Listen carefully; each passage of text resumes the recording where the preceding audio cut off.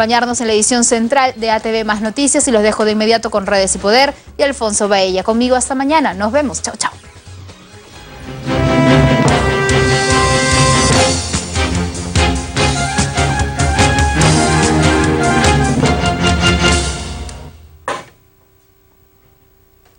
Amigos, tengan ustedes muy buenas noches. Bienvenidos a una nueva edición de Redes y Poder. Hoy es miércoles 19, de octubre. Bueno, el día de hoy lamentablemente se confirmó el fallecimiento de 3 valerosos bomberos.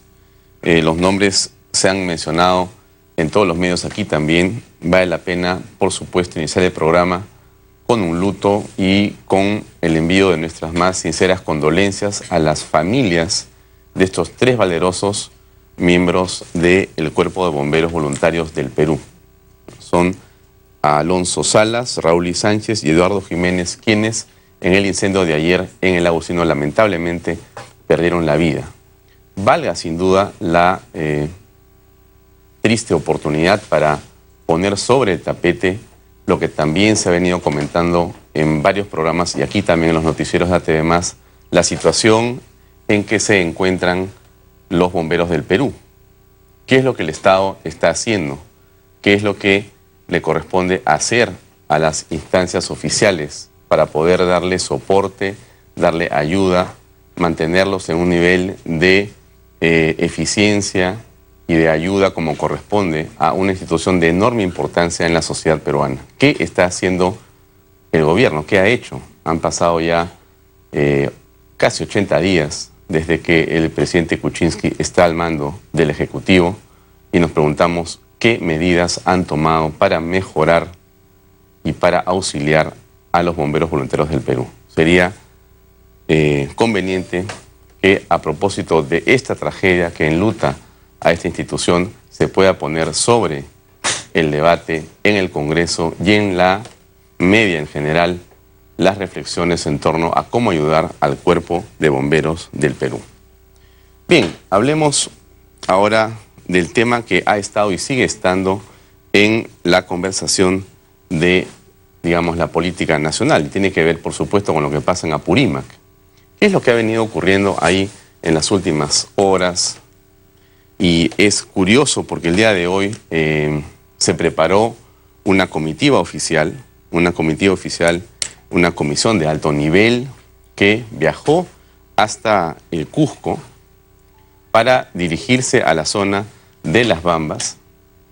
Y esta comisión, conformada por el jefe de la Oficina de Diálogo Nacional, Rolando Luque, y por el ministro de Energía y Minas, Gonzalo Tamayo, entre otras personas, simplemente no prosiguió su camino hacia Las Bambas porque la autoridad municipal decidió no recibirlos. Ellos han dicho que a quienes están esperando es a Pedro Pablo Kuczynski o a Fernando Zavala. O sea, el tema es bastante sencillo para los comuneros, ¿no? O va Kuczynski o va Zavala y con ellos van una serie de otros ministros, o ellos no van a, digamos, detener su medida de fuerza. En la actualidad, las vías de acceso por donde transportan los camiones el mineral que sale de las minas está paralizada, está cerrada. Y entonces ya van varios días simplemente donde no se puede llevar a cabo la operación minera como debería. Esto puede traer consecuencias para la empresa, para el país, para la economía nacional. Bueno, ¿usted qué cree? Si la principal mina del Perú, que entró en operaciones hace tan solo unos meses, se detiene, ¿qué puede pasar? ¿Cuánto de ese Producto Bruto Interno, de ese crecimiento del país, que está por el orden de 3.5% o 4%, cuánto de ese crecimiento tiene que ver con la minería y con esa mina específicamente y con las minas que están alrededor de Las Bambas? Hay varias otras más que están ahí. ¿Cómo es que el gobierno piensa enfrentar esta situación? ¿Quién va a liderar esos esfuerzos? ¿Cómo se va a resolver el asunto de la violencia? ¿Qué tipo de medidas va a tomar justamente el ministro del Interior, que está en este momento en la Comisión de Defensa tratando de explicar lo que parecía inexplicable y que es su desconocimiento de lo que estaba pasando y esta suerte de acción por propia iniciativa de coroneles que han actuado según lo que él mismo ha señalado por la libre, como se dice. Así es como el ministro del Interior había explicado, por lo menos el día domingo en un mensaje a la nación, lo que pasó y lo que está ocurriendo en Las Bambas. ¿Qué puede pasar? ¿Qué significa este, digamos, grupo de personas, comuneros que están en la zona? Son varias comunidades que están adyacentes en la parte superior de esta operación minera. ¿Qué significa esto? ¿Qué puede traer como consecuencia, más allá inclusive, del propio Apurímac? ¿Qué mensaje se le da al país? ¿Cómo debe actuar el Estado peruano? ¿Cómo debe actuar el gobierno? ¿Qué se debe hacer? ¿Quién lo va a solucionar? ¿Dónde está la autoridad? Porque lo que necesitamos en el Perú en este momento es autoridad. ¿Quién se sienta a resolver el problema? ¿En dónde estamos sentados en esta sociedad donde se supone que hay leyes, se supone que rigen y que ponen parámetros y que permiten la convivencia civilizada? ¿Quién dice que estamos en un Estado de Derecho? ¿Quién hace cumplir el Estado de Derecho? ¿Quién se preocupa por el imperio de la ley? ¿Quién señala que la ley es igual para todos? ¿Quién la hace cumplir? Seguramente usted en su casa se preguntará lo mismo. Bueno, nosotros no tenemos aquí la respuesta. Es difícil saber cómo es que el día de hoy podemos enfrentarnos entre peruanos en una situación como esta que parece realmente imposible de solucionar. ¿Cuál será el destino finalmente de las cosas en el país si nosotros nos acostumbramos a que la manera de resolver los problemas es cerrando vías públicas? ¿Cómo entendemos una sociedad que progresa así? ¿Usted qué cree en su casa, señor, señora? Convérselo con sus hijos, convérselo en casa, porque creo que es una manera de reflexionar esto en el país, ¿no? Tenemos que acostumbrar a conversar de estos temas en la casa. Es importante que tengamos alguna posición. Nadie dice que las comunidades no tienen seguramente expectativas. Nadie tampoco señala eso. Expectativas donde obviamente el Estado no ha aparecido por siglos. Por siglos. El gobierno de Ollantumala en esa zona, el gobierno de Ollantumala, el gran Ollantumala y la gran Nadine Heredia, en esa zona se comprometió a invertir más de 400 millones de soles o dólares. No importa la cifra, un montón de cientos de millones les vamos a poner vías, hospitales, carreteras, colegios, internet, agua potable, seguridad.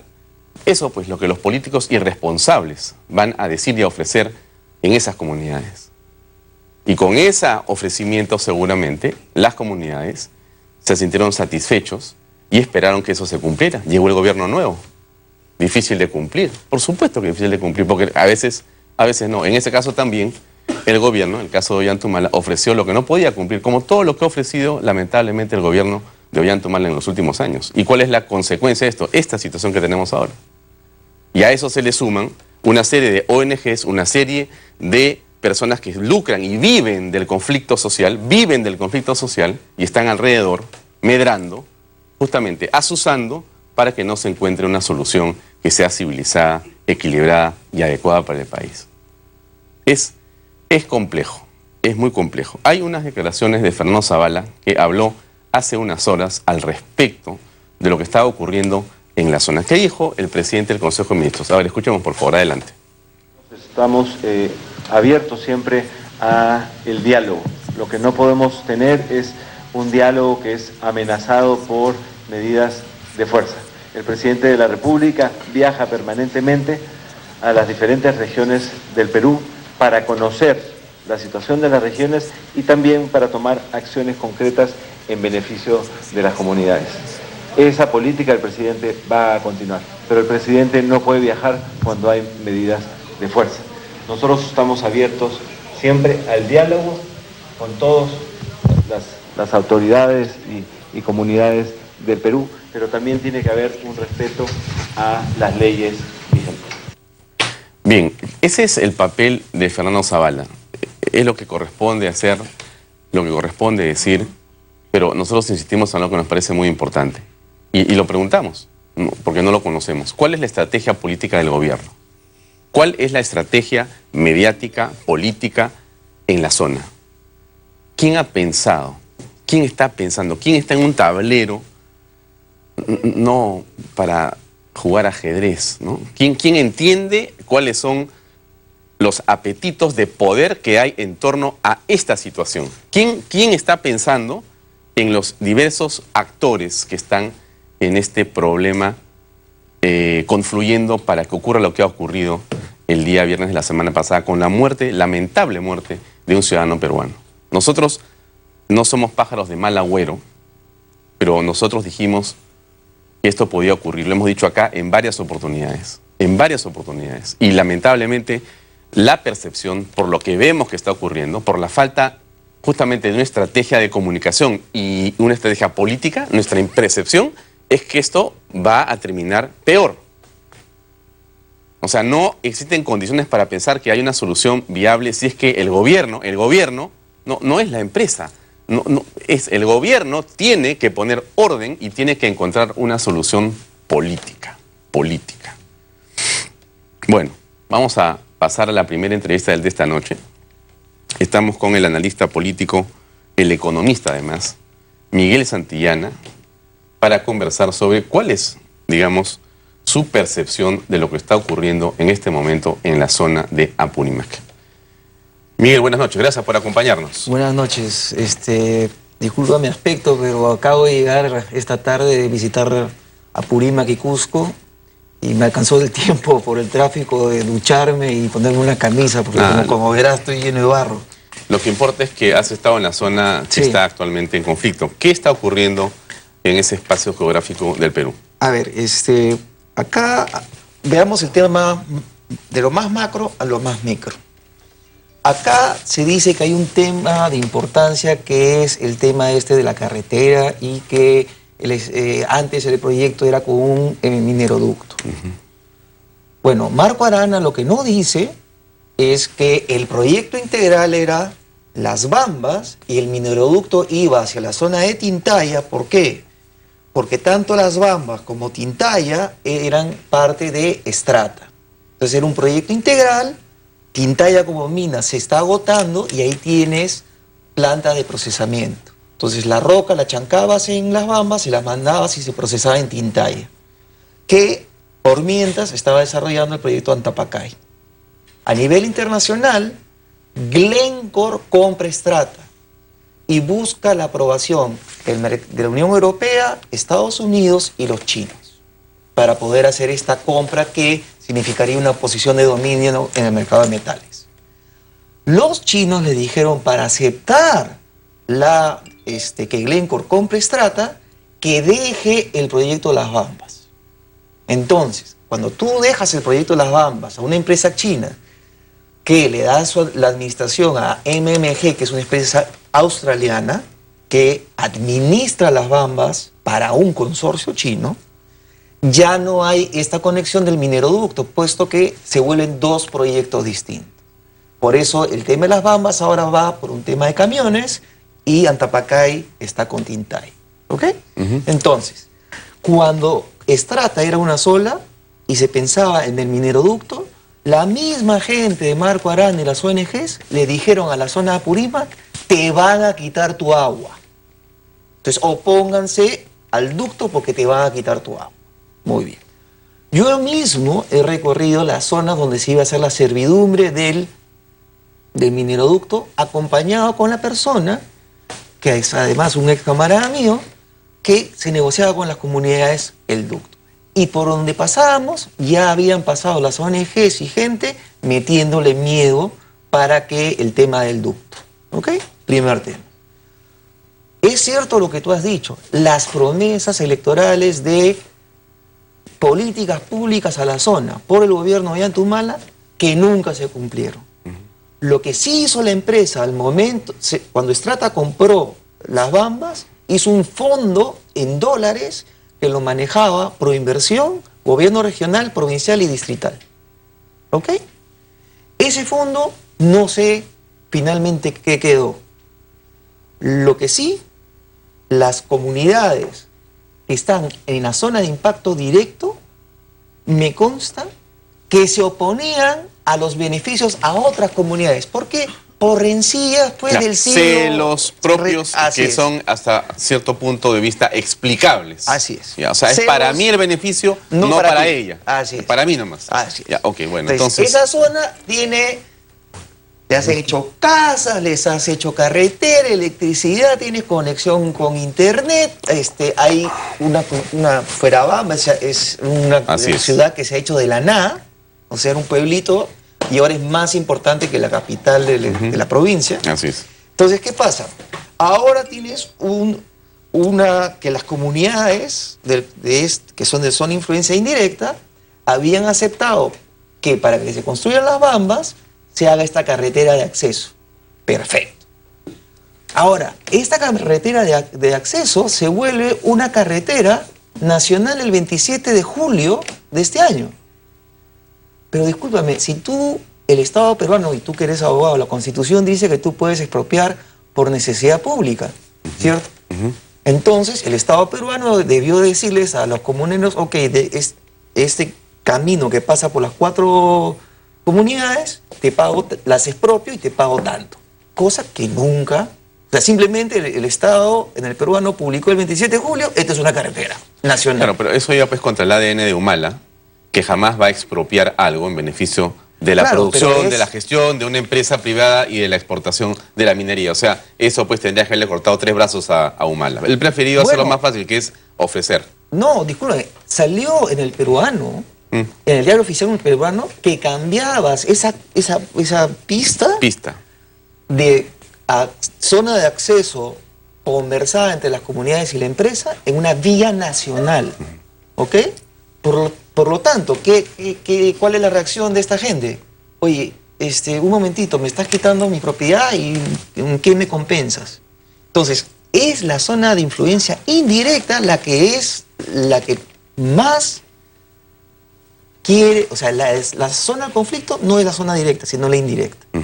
Primer tema. Segundo tema, para aclarar cuánto cuesta esto para el Perú, de 1.5 a 1.5 del PBI nacional. ¿Ok? Ahora, el tema de la carretera, estas comunidades de influencia indirecta, dije, bueno, ¿cómo yo me gano algo? Muy bien.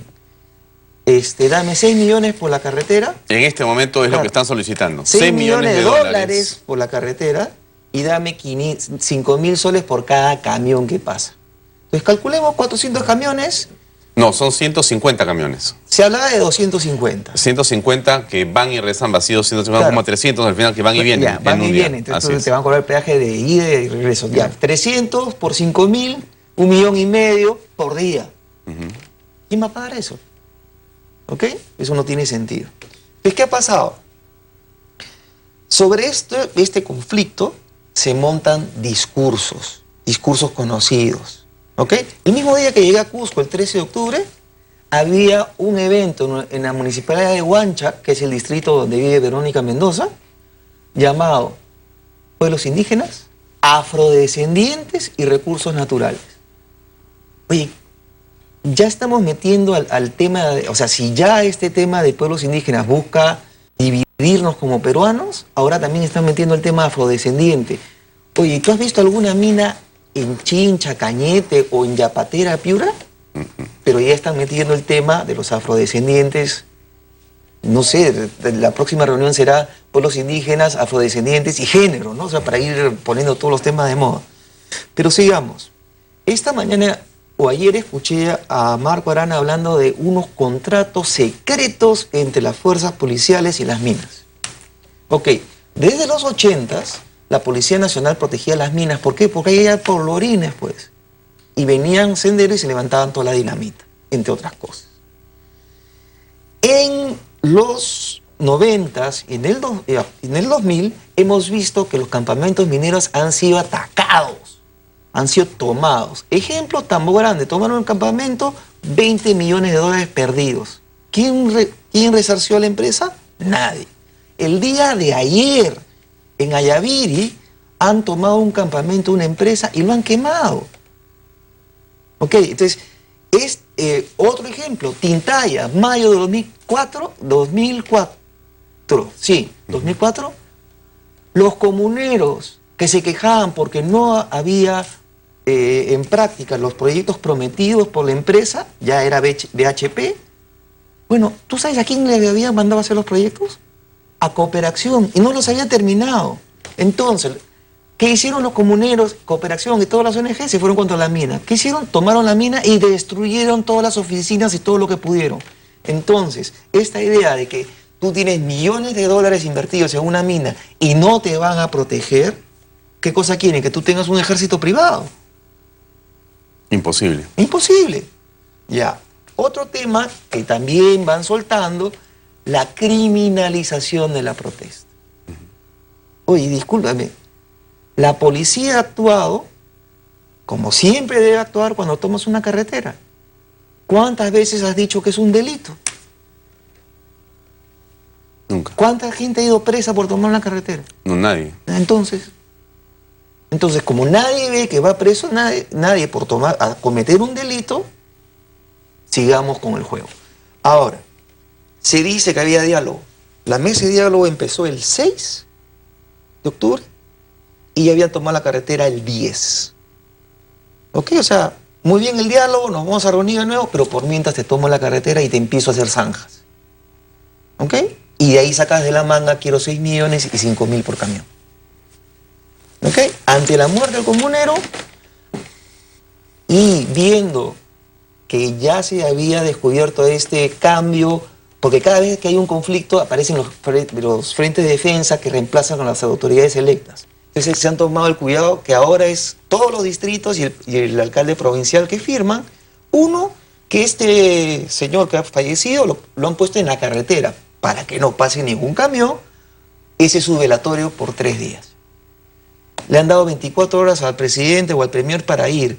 Entiendo que en el vuelo de la mañana lo regresaron al ministro de Energía y Minas porque solamente van a hablar con el presidente o con el señor Zavala. ¿Okay? Zavala ha dicho que si hay medida de fuerza no va a ir el presidente y tampoco el premier Zavala. Olvídate pues. Y además que ellos respetan la vida y que vengan nomás, que no va a haber violencia. Oye, eso ya lo he visto en otros proyectos. Inclusive pregúntele al viceministro chino que pudo ser secuestrado en el proyecto Constancia. O al mismo señor de Chávez cuando era viceministro de Ollantumala, cuando lo secuestraron en otro proyecto. O sea, que las autoridades vayan sin protección y que después las tomen como secuestradas, no tienen ni pies ni cabeza. Una consulta, a ver, tú que has estado mirando el tema minero hace tiempo, algunos amigos nos escriben con intensidad en las redes sociales. Y nos dicen que Ollantumala no tiene ninguna responsabilidad en este asunto de lo que está pasando. ¿Cómo que no? ¿Cómo que no? Si él le promete a la población 450 millones de soles en políticas públicas para la zona, porque el fondo social se había concentrado en la zona de influencia directa, entonces las zonas indirectas también querían beneficios en políticas públicas para la zona. Y eso es lo que promete Humala. Entonces, que no vengan a decirme que Humala no es un personaje a tomar en cuenta en esta historia. Porque eso es falso. Ahora, otro tema que también está candente en Apurímac. Mineros ilegales versus comunidades. Tenemos entre 40.000 de entre 30.000 a 40.000 mineros ilegales de oro en la zona, que están en conflicto con comunidades. Eso es algo que va a exportar. Y yo vengo de Aymaraes. En un distrito de Aymaraes va a haber un enfrentamiento abierto entre mineros ilegales y comuneros. Otro tema que también se viene. No sé a quién se le ha ocurrido darle permiso a una empresa minera para que se ponga a explorar en las bases del río del glaciar Ausangate. Te recuerdo que la Ausangate es un apu de Cusco donde cada junio se realiza la fiesta del Coyuriti. ¿Cómo se te ocurre hacer en una zona cultural y una zona, entiendo, protegida, que se permita perforar? El Estado peruano tiene que actuar. Y por último, te comento, para noviembre, ya que estás hablando, que cómo va a ser el gobierno para resolver este problema. Todos estamos esperando este problema no. Saramurillo ya tomaron de nuevo el río Marañón, ya lo cerraron. digamos, primicia para segunda semana de noviembre. Paro nacional de todos los mineros ilegales e informales. Porque hasta ahora, el señor Kuczynski, que les había prometido Cofido Blanco de la Nación, que les iba a comprar su oro, quedó en nada. Una pregunta. Me pregunta Alfonso Núñez, gracias por mandarnos ese tuit. Me pregunta, a ver si tú puedes responder a esto, ¿no? Dado que las ONGs o un grupo de ONGs están pugnando por exacerbar este conflicto, para decirlo con claridad, pregunta Alfonso Núñez, ¿cuál es el rol y funciones y responsabilidades de la APSI, que es la organización que regula justamente a las ONGs en el Perú? Sí, pero la APSI regula dinero público entregado por gobiernos hacia las ONGs que justifican, te da un listado de las cosas que van a hacer con esto. Pero si la donación es una donación privada, la APSI no tiene absolutamente nada que hacer. Así de simple. ¿Cuál es la fiscalización de APSI? ¿Cuánto demora? Mira, cuando hubo el problema de Bagua, teníamos al señor Pizango dirigiendo a EDESEP. Recién este año, APSI denuncia que el señor Pizango y su dirigencia se robaron $150.000 de EDESEP. Cuando la misma tesorera de EDESEP, al momento del baguazo, ya lo estaba denunciando. ¿Quién en la fiscalía le ha abierto algo al señor Pizango? Nadie. Por un tema de robo. No es un tema político, no es nada de persecución, no es porque pidió que los indígenas se levantaran contra el Estado peruano. Es un tema clarísimo de robo. Punto. ¿Cuál es el camino para solucionar esta situación? ¿Hay una falta de autoridad del gobierno? ¿Hay una falta de estrategia política? ¿Cómo se tiene que hacer para comenzar a llegar a un punto, digamos, de solución? Yo creo que tú estás en un mundo que se llama el mundo de las comunicaciones. Y hay una crítica que yo tengo contra el gobierno y la Sociedad Nacional de Minería y Petróleo es lo siguiente. Tú cuando sales a vender Perú, Londres, Tokio, Toronto, etcétera, tú tienes un equipo de relaciones públicas, haces reuniones abiertas, llevas a los ministros a los canales de televisión, etcétera, etcétera. Entonces difundes los potenciales que puedes tener en el Perú. La gran pregunta que siempre me he hecho es, ¿cuándo has visto al Estado peruano hacer ese mismo esfuerzo con la población en zonas donde van a ser potencialmente afectadas por un proyecto minero, petrolero o hidroeléctrico? Entonces el Estado está totalmente ausente. Entonces, yo tengo una idea. Si el radioespectro es del Estado peruano, yo haría que radio y televisión, no necesariamente de Lima, sino de provincias, le den un espacio al Estado peruano, que es dueño de ese espectro radioeléctrico, de hacer publicidad en temas de salud, educación, etcétera. Porque hacia el interior del país tú no tienes nada de eso. Tú tienes quienes han leído Pantaleón y las visitadoras, tú tienes al típico Sinchi. Si te acuerdas del personaje del Sinchi, claro, por supuesto. Tienes N Sinchis golpeando todos los días. Y se ponen al mejor postor. Entonces hay un tema ahí que se debe resolver. Muy bien. Gracias, Miguel, por acompañarnos esta noche en Redes y Poder. Muy amable. Amigos, vamos a una pausa comercial. Regresamos con dos invitados más. Tenemos, por un lado, al expresidente del Consejo de Ministros, Jorge del Castillo. Es actual congresista del Partido Aprista. Tiene varias cosas que opinar sobre lo que está pasando en Las Bambas. Y también a otro congresista de Fuerza Popular. Él es el congresista Edwin Vergara, que también ha dicho cosas fuertes con respecto al ministro del Interior, Carlos Basombrío. Vamos a una pausa y regresamos enseguida con más en Redes y Poder. Permiso.